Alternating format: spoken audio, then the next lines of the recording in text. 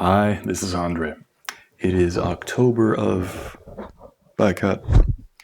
Hi, this is Andre. It's October 26th of 2021, and it's 4 years now to the month since I started the looping tutorial video series. And it's also getting to the end of 2021, which has been a hugely transformative year for the video series, for reasons that I haven't really talked about formally. I just kind of started doing new stuff. So I want to take an opportunity to kind of reflect on the 4 years of the series, all the changes that have gone on this year, and my feelings about that stuff, and basically just monologue at you for a little while. So if you've been paying any attention to this video series over the last half year or so, you've probably noticed that I haven't been talking about the EDP. I've been talking about a lot of new stuff. And that basically happened almost by accident. I was not expecting any of this at the beginning of this year. What happened was both Glou-Glou, the manufacturer of the Lupe, and Poly Effects, the maker of the Bebo, reached out to me separately at about the same time and asked if they could send me units that I could make videos on, and needless to say, I was thrilled to do so. Now, if you have seen any of the videos from the last several months, I'm sure you've seen a disclaimer on screen that says includes paid promotion. That is basically a disclaimer YouTube asks content creators to put on their videos if they have some kind of professional relationship or endorsement or sponsorship with the subject of their video. And in my case, I do have professional relationships. I've gotten a couple of questions about those relationships, so let me disclose those now. Both companies, Glou-Glou and Poly Effects, sent me units to use. They haven't paid me any money. They have not requested any particular slant on any of the videos. They haven't asked me to be really nice. They haven't asked me to stay away from saying critical things. They just asked me to make videos documenting what the functionality is. Now, it's been about 7 months since I got the Lupe, and a little less than that since I got the Bebo, and I haven't been asked to return them yet, so at this point I'm assuming I can hang on to them indefinitely, which still kind of blows my mind, to be honest. But I'm thrilled and humbled to be not just in the position to be given those items, but to be able to work with them in the first place. It's October of 2021 as I record this, and I think there's probably no more than 100 Lupes in the entire world. I don't know how many Bebos there are, but not a whole lot. So I know a lot of people are not able to work with this stuff. And part of my motivation for wanting to make these videos is just to document the stuff. That's always been the overriding principle, or at least one of the main principles behind the looping videos in the first place. My feeling has always been that the best way to get musicians interested in certain types of looping functionality is to give them the chance to work with it themselves. To sit down with a device that has that functionality, make music with it, spend some time working with it, and see if they have some kind of rapport with that functionality. See if the functionality speaks to them in ways that they can do interesting stuff. Now, realistically, when you have a situation like the Lupe, where there's less than 100 units in the entire world, most people, unfortunately, are not going to have the chance to work with that hands-on, at least not initially. So for me, if you can't do that, the next best thing is to see demonstrations of this functionality. And that's always been my objective. You know, I've been using the EDP up until the beginning of this year just because up until the beginning of this year, the EDP was literally the only hardware looper I've ever owned. That's what I learned on, that's what I started on, so that's what I can speak to most meaningfully. But the intent with the video series from the beginning has not really been to try and get someone to resurrect the EDP as it existed when it was made. It's basically been to try and look at some of the functionality that I really love about it, and some of the functionality that a lot of people have found appealing that is not so widely known. One of my biggest frustrations with looping in general has been that as it's gotten more popular, it seems to have lost a lot of its history. A lot of the feature sets of contemporary popular loopers have tended to be very simplistic, in my humble opinion. And that's not a criticism, because a lot of people make great music with very basic functionality in these things. So there's a chicken or the egg kind of paradox that goes with this stuff. And that is that in order for musicians to understand what they would do with the function, they need to have a chance to work with it in the first place. In order for them to work with it in the first place, they need to have access to the function in a piece of gear. And if manufacturers don't put that functionality in the gear, then the musicians never get a chance to work with it in the first place. So none of the stuff I've ever talked about in this video series, except the Boss RC500, which was a one-off kind of fluke. Aside from that, none of the looping devices I've ever talked about have been super easy to come by. Along those lines, one of my foremost ambitions for the video series has been the hope that new devices would be manufactured that would implement more expanded functionality. Hopefully, the videos that I did could help turn people onto possibilities they might not have otherwise been aware of or thought about, and maybe, best case scenario, those functions could be implemented in new devices that would come to the marketplace.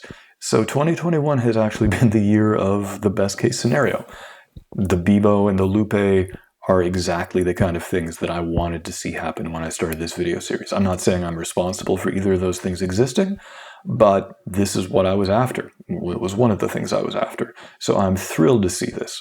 And it's hard for me to be objective about this stuff because for the first time in maybe 26 years of using the EDP, I actually feel like I have a knowledge set and a skill set that I can apply to something other than an EDP. I feel like I've been able to get up and running with the Lupe pretty quickly, and similarly with the Bebo, and that's just because I know the EDP architecture pretty well. I've been using it for 2.5 decades, and a lot of both of those devices build off of the basic foundation of the EDP architecture. Now, neither the Lupe nor the Bebo are limited to just copying EDP functionality. They both do things that the EDP couldn't dream of doing, and certainly in the case of the Lupe, it does stuff that I've never seen anything else do. The Bebo is still largely a work in progress. It's still in development. It's based on EDP architecture from a freeware desktop program called Super Looper, but it's already got things that you can't do anywhere else. And also, when you're talking about the Bebo, it's important to remember that the Bebo is not a dedicated hardware live looping device. It's a modular ecosystem. And the Loopler module is one of dozens of different units that are available within that modular touchscreen environment. So if you're talking about Bebo, you're not just talking about a hardware live looper. You're talking about a hardware stomp box touchscreen modular workstation that has a lot of looping capabilities in it. So just knowing that if my EDPs break or disintegrate, I'm not back to square one is hugely freeing and relieving and illuminating. And it's largely caused me to start looking at the world of contemporary looping devices for the first time in a very long while, because I've generally felt like, well, if it's not the EDP, it's not really for me, you know?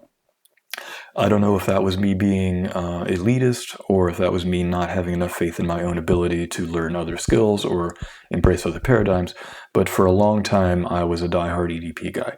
And the only thing that has made me move away from being such a diehard EDP guy has been looking at stuff that is based on that foundation. So I'm still not the most open-minded looping person you're going to find, but you know, seeing that this new stuff is being manufactured has definitely caused me to pay more attention to the marketplace and the current state of development than I have for a very long time.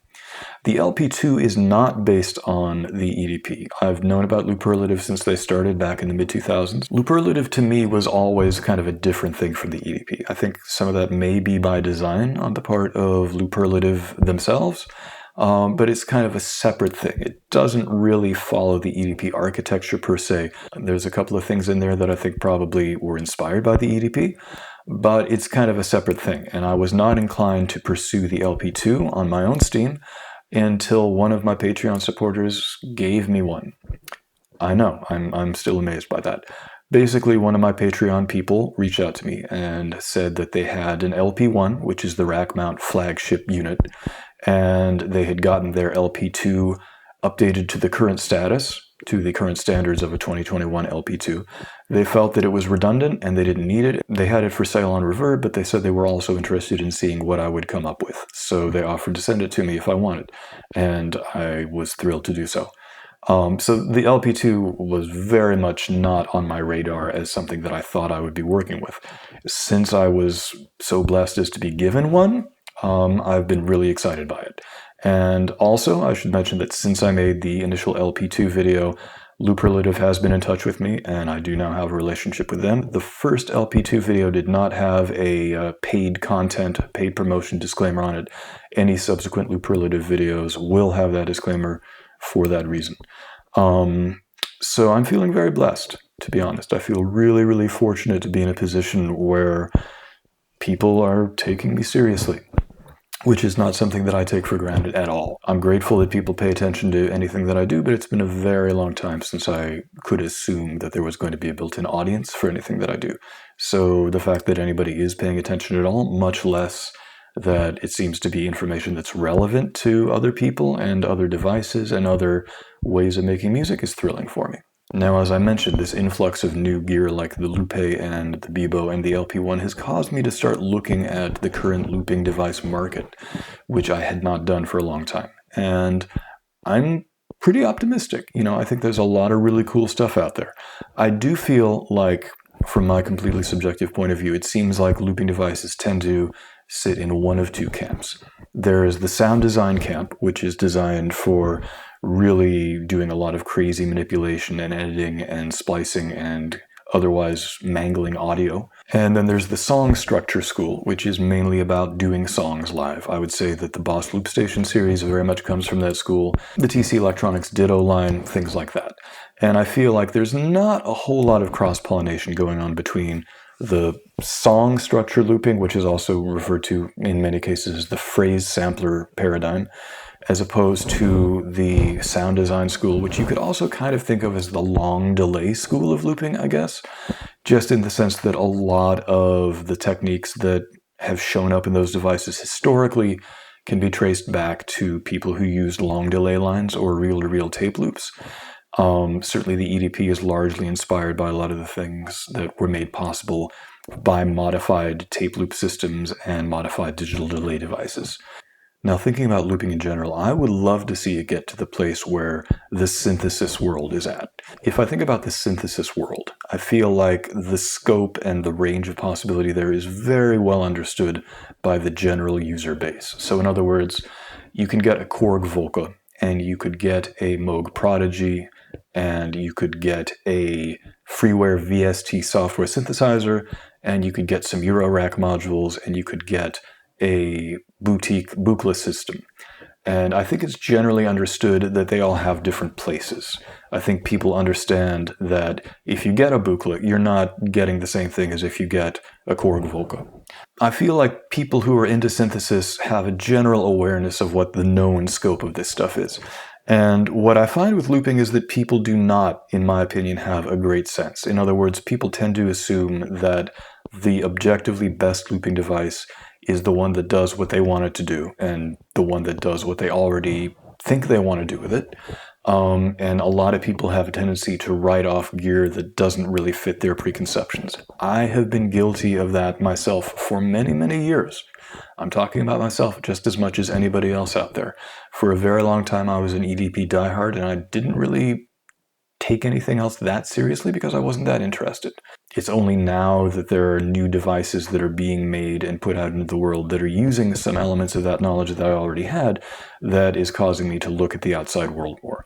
And that has led me to discover things like the LP2, which is not based on the EDP, but which I've really enjoyed discovering. Even the Boss Loop Station series. I did a video a month or two back on the RC500 because I was borrowing it from a friend, and I was really surprised to find some really cool stuff hidden within it. It's not stuff that's available through the front controls, not stuff that I've seen documented or talked about very widely, but I do feel like there's a general lack of historical awareness for a lot of looping people, and again, I'm guilty of that too. I am not an authority on the lineage of this stuff. I try and learn about it, I try and study up on it, but I do know what feedback does.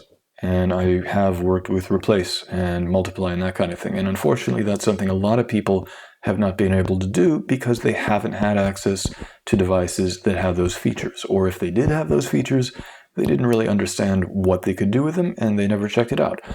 For my part, it was years after I got my EDP before I started looking into some of its more advanced functionality. For many, many years, I thought that I couldn't possibly use a looper if it didn't have a momentary replace function. But I didn't start using momentary replace on the EDP until 2 or 3 years at least into my having it. And that speaks to the issue we were talking about before, the idea that in order for people to want to work with this stuff, they need to have access to it. And in my case, I was lucky that Matthias Grobe and Kim Flint and everybody else who helped design the EDP saw fit to put that functionality in there. even when a lot of people like myself are like, what is this supposed to do? Why is this in here? What? I don't understand. I don't get it. I will never forgive myself for yelling at Andy Butler when the Loop 4 beta testing was happening, because Andy told me about eighth quantization, which was a new feature at that point in that software. And I was like, I don't know what eighth quantization is, and how is that going to be of any use to me? And then I realized after I used it that I could actually use it to map my momentary replace commands to rhythmic subdivisions, which completely changed my life. Even though I don't use that function very much myself, just the idea of hearing my stuff being done in a rhythmic framework definitely opened my eyes. So I will be saying sorry to Andy Butler for the rest of my days, because I was a real jerk during the beta testing.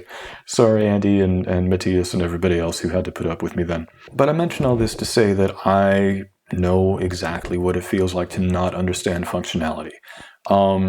If somebody had said, hey, Andre, would you like an infinite reverse function in a looper?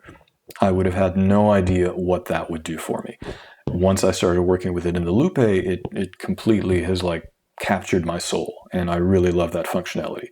There are things I'm finding in the LP2 that I never would have thought of to ask for or to look for, but now that it's there, it's like a kid in a candy store. Same thing with the functionality in the Bebo.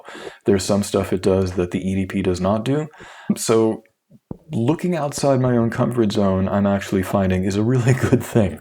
This is probably not news to most of you, but for people like myself who have kind of been self-imposed hermits for a long time, it's a nice discovery. And this also speaks to another thing that I've kind of come to realize, which is that I've spent a lot of time complaining about how all my looping knowledge was locked into the EDP, and I was tied to this feature set, and I only had a skill set that was applicable to this one piece of extinct hardware.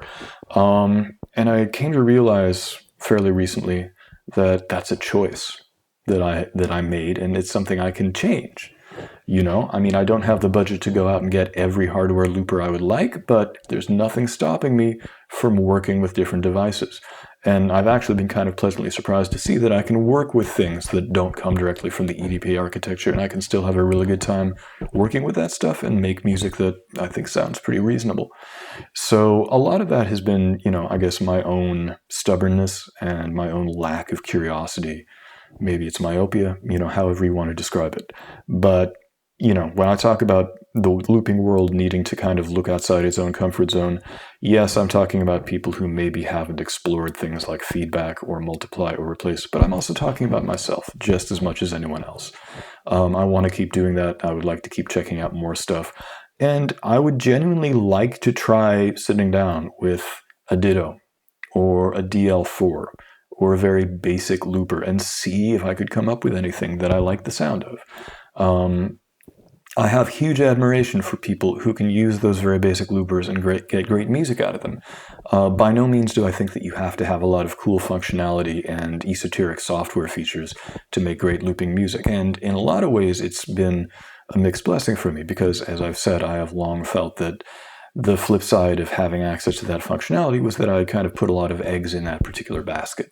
So now as I'm kind of like reminding myself of the world outside of my own head and outside of the EDP, I'm pleasantly surprised that I like working with some of that stuff, and I'm going to keep trying to explore that stuff however I can. So moving forward, I'm going to continue talking about all the devices that have been covered. I'm not done with the EDP at all. A few weeks before I made this particular video, I was revisiting the EDP. I was basically dusting it off literally and figuratively. And going back to the EDP was really cool. I had a good time. I realized that there are certain things I fall into on the EDP that I don't fall into on other looping devices. In hindsight, that seems pretty obvious, but it was fun to dip back into that stuff I hadn't done in a while, and it was also kind of a relief to see that I hadn't done it in a while because I've been using other devices. So the EDP isn't going anywhere. I've been using the EDP for 26 years, so I would have to live to a very ripe old age, knock on wood, in order to get that kind of familiarity with any other hardware device, and I hope that I am fortunate enough to be able to do that. But I've had the Lupe for about 7 months now, and the Bebo less than that, and the LP2 for about a month. So I've got some homework to do. I've got a lot of learning ahead of me, and I'm looking forward to doing it. But it's definitely going to take me a while to get up to speed with some of this stuff. And I'm not opposed to covering other devices as well. There's a lot of stuff that's currently out there that's interesting to me. You know, I don't necessarily have the wherewithal or the budget or the clout or the influencer status to have access to all the things I would like to work with, but I'm working on it. I'm working on it.